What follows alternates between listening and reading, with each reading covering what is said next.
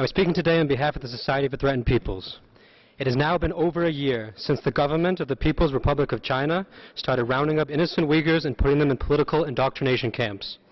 Since April 2017, hundreds of thousands of people have been detained against their will and forced to endure political indoctrination, horrible conditions, and in some cases, torture. Uyghur families have been torn apart, thousands have disappeared, and there has been at least 10 confirmed deaths in mysterious circumstances in the camps.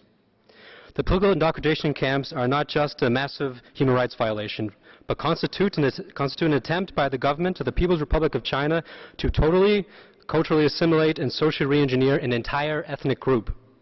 And for over a year, despite the enormity and severity of the situation, despite calls from the Uyghur community, reputable academics, and the international media, very few states have spoken publicly about the situation.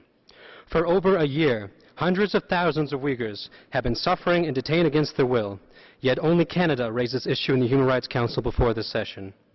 Member states, especially those on the Human Rights Council, have a moral responsibility to address this issue. For those who believe in the inherent value of human rights and the equality of all human beings, we urge you to show this in your words and actions. We urge all states to have the courage and empathy to speak out about the mass arbitrary detention of Uyghurs.